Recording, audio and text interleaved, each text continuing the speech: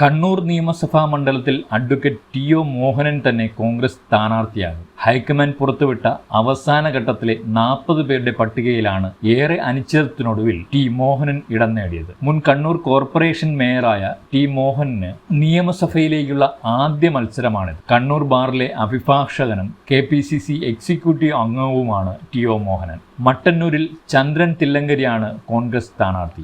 RSPയിൽ നിന്നാണ് മട്ടന്നൂർ മണ്ഡലം Congress ഏറ്റെടുത്തിരിക്കുന്നത്. KPCC general സെക്രട്ടറിമാരിൽ ഒരാളും മുതിർന്ന നേതാവുമാണ് ചന്ദ്രൻ തില്ലങ്കരി. കല്യാശ്ശേരിയിൽ രാജീവൻ കപ്പച്ചേരിയാണ് കോൺഗ്രസ് സ്ഥാനാർത്ഥി. KSUവിലൂടെ രാഷ്ട്രീയ ജീവിതം തുടങ്ങിയ ടി.ഒ. മോഹനൻ യൂത്ത് കോൺഗ്രസിലൂടെ സജീവ രാഷ്ട്രീയക്കാരനായി മാറി. കണ്ണൂർ ജവഹർ ലൈബ്രറിയുടെ ഭാരവാഹിയും സാമൂഹിക സാംസ്കാരിക പ്രവർത്തനങ്ങളുടെ മുഖ്യ സംഘാടകരിൽ ഒരാളുമാണ്. മൃഗസ്നേഹിയായ ടി.ഒ. മോഹന്റെ നേതൃത്വത്തിൽ തെരുവു നായ്ക്കളുടെ പരിപാലന കേന്ദ്രവും പ്ലാസ്റ്റിക് മാലിന്യ ശേഖരണവും നടന്നു വരുന്നുണ്ട്. മാച്ചേരി സ്വദേശിയാണ് മോഹനൻ. നേരത്തെ K. സുധാകരന്റെ അതീവ വിശ്വസ്തരിൽ ഒരാളായിരുന്നു ഇദ്ദേഹം. പിന്നീട് KC വേണുഗോപാൽ പക്ഷത്തേക്ക് മാറുകയായിരുന്നു. KC വേണുഗോപാൽ, മാർട്ടിൻ ജോർജ് തുടങ്ങിയവരുടെ സമകാലീനായി യൂത്ത് കോൺഗ്രസിൽ പ്രവർത്തിച്ചിട്ടുണ്ട്. കോൺഗ്രസിലെ മികച്ച സംഘാടകനായ ഇദ്ദേഹത്തിന് കക്ഷി രാഷ്ട്രീയത്തിന് അതീതമായി സൗഹൃദങ്ങളുമുണ്ട്. നേരത്തെ കണ്ണൂർ കോർപ്പറേഷൻ മേയറായിരിക്കെ ഒട്ടേറെ വിവാദങ്ങളും തേടി വന്നിട്ടുണ്ട്. ചേലോറ ട്രെഞ്ചിങ് ഗ്രൗണ്ട് മാലിന്യ നീക്കവുമായി ബന്ധപ്പെട്ട് പ്രതിപക്ഷം നൽകിയ പരാതിയിൽ